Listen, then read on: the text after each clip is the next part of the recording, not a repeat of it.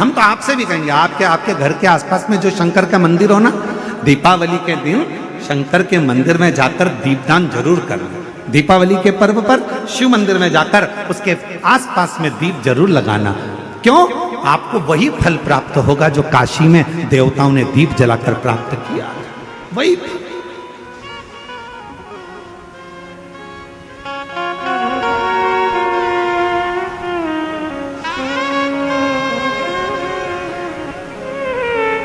भगवान शंकर की अविरल भक्ति को धारण,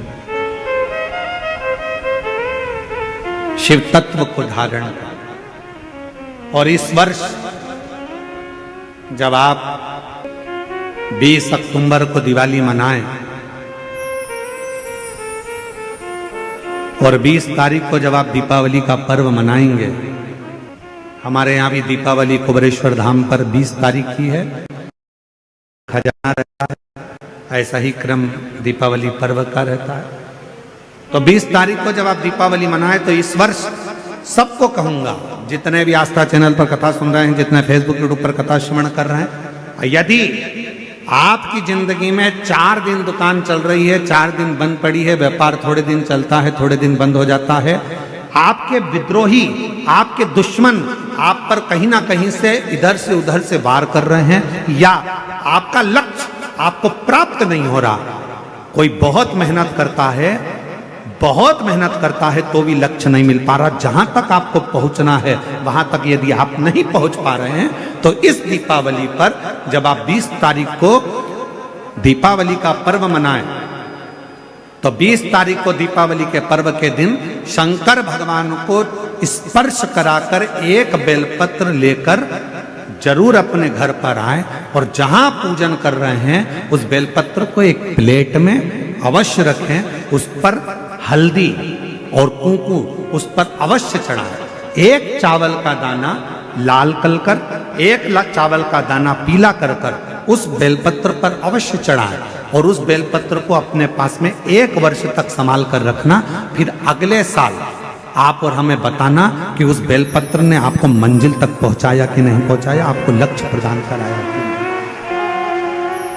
कई लोग रहते हैं, बहुत मेहनत करते हैं, बहुत परिश्रम करते हैं, सब चाहते हैं कि ये व्यक्ति इतने स्थान पर बैठे, इसको ये पद मिलना चाहिए, इसको ये कुर्सी मिलना चाहिए, इसको ये जगह मिलना चाहिए, इसको वहां तक पहुंचना चाहिए, इस व्यक्ति को तो इस पद पर पहुंचना चाहिए पर नहीं पहुंच पाता, इस व्यक्ति को तो वहां तक पहुंचना है पर ये नहीं पहुंच पाता। एक बेलपत्र का प्रयोग कर देते, अगले वर्ष बात करेंगे कि मेरे भोलेनाथ ने आपका हाथ पकड़कर आपको उस मंजिल तक भेजा कि नहीं भेजा।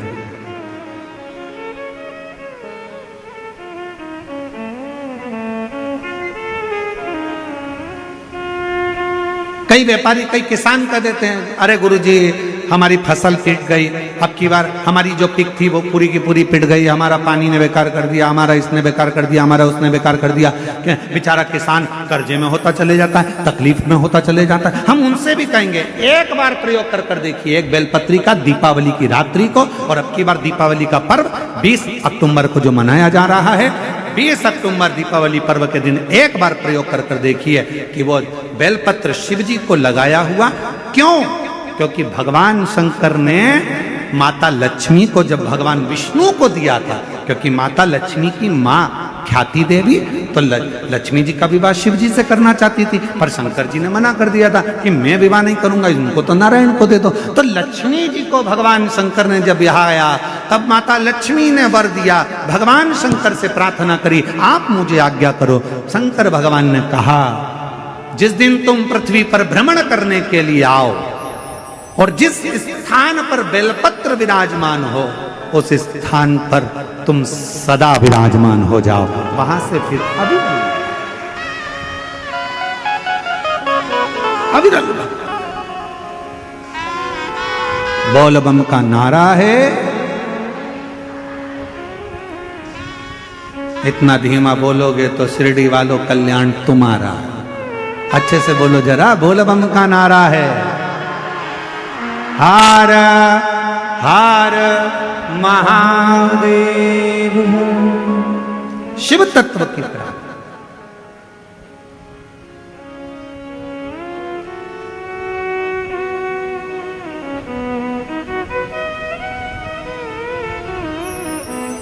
भगवान देवादिदेव महादेव के दरवाजे पर दीप अवश्य लगा। हमारे यहाँ कुबेरेश्वर धाम पर लोग दिवाली मनाने के लिए जब आते हैं, दीपावली पर्व के लिए जब आते हैं, खजाने के लिए जब आते हैं, तो भक्ति के साथ, अविरल भक्ति के साथ शिव तत्व को प्राप्त करने के, और शिव क्या ना दे, भगवान शंकर क्या ना दे, उसके स्पर्श मात्र राख का हो जाता है, स्पर्श मात्र एक भभूत का हो जाता है, तो वो भस्म भी करोड़ों का धन बन जाती है। वो भस्म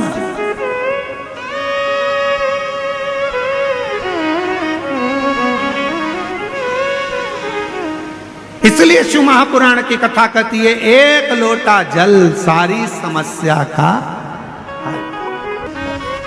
एक लोटा जल लेकर शिव मंदिर जरूर जाओ।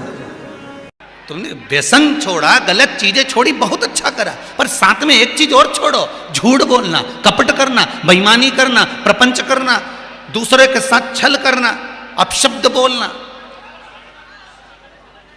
भगवान कहता है ये मुझे प्रियता है।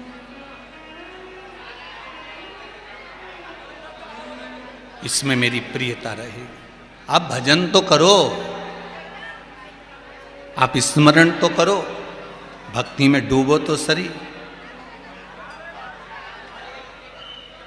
प्रथम वैष्णव है मेरे भोलेनाथ, प्रथम वैष्णव है मेरे शंकर।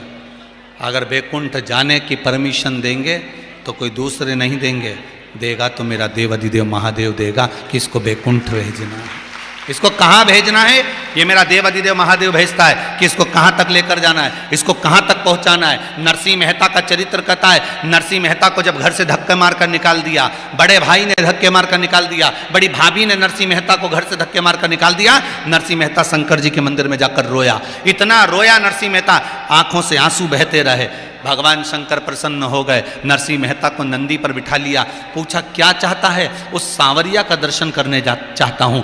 नरसिंह मेहता को जीते जी, लोग मरने के बाद गौलोक धाम जाते हैं, लोग मरने के बाद वैकुंठ जाते हैं। भारत की भूमि का एक संत ऐसा भी था नरसिंह मेहता, जो शरीर जीते जी वैकुंठ तक पहुंच गया था। भगवान का रस्ते रस्ते रस्ते रस्ते भगवान का ध्यान नरसिंह मेहता पर गया, तो नरसिंह मेहता को जाकर देखकर भगवान ने कहा, नरसिंह तुम यहाँ? हाँ प्रभु। भगवान बोले, नरसिंह लोग तो मरने के बाद आते हैं, तू तो शरीर समेत आ गया डायरेक्ट ऊपर। यहां तो आत्मा आती है, शरीर कभी नहीं आया, पर तू शरीर और आत्मा दोनों को लेकर यहां पहुंच गया। नरसिंह ये तू यहां कैसे आना हो गया, कैसे पहुंच गया, कौन लाया तुझको यहां पर? नरसिंह आखिर तू आया कैसे यहां पर? नरसिंह जी बोले, मैं चलकर नहीं आया, मुझे तो देवादिदेव महादेव लेकर आए हैं।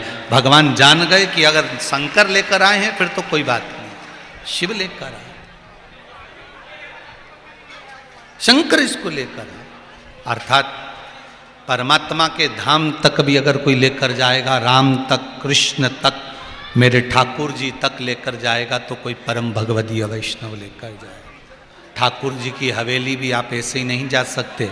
हवेली जी भी अगर आप जा रहे हो तो किसी वैष्णव ने आपसे कहा होगा उस हवेली में दर्शन करने जाना, गोवर्धन नाथ जी दर्शन करने जाना, श्री जी बाबा का दर्शन करने जाना। जब कोई कहेगा, कोई परम भगवदीय वैष्णव आपको समझाएगा, कोई परम भगवदीय वैष्णव आपको ठाकुर जी की हवेली तक लेकर जाएगा, कोई परम भगवदीय वैष्णव आपको यमुना जी तक लेकर जाएगा, कोई परम भगवदीय वैष्णव आपको नर्मदा तक लेकर जाएगा, कोई परम भगवदीय वैष्णव ही ऐसा होगा जो परमात्मा के धाम तक आपको लेकर जा रहा है, परमात्मा की चौखट तक आपको लेकर जा रहा है। कोई परम भगवदीय जीव हो सकता। महाराज, शंभु शरणे पड़ी मांगू घड़ी रे, दया करी ने दर्शन आपो। शंभु शरणे पड़ी मांगू घड़ी रे घड़ी दुख दया करी ने दर्शन हे बाबा इतनी कृपा करना। वैष्णव का कर्म भगवत भजन की ओर चलो, भगवान की भक्ति की ओर लेकर जाओ। बहुत ध्यान दीजिएगा महाराज, आज कथा का विराम दिवस है।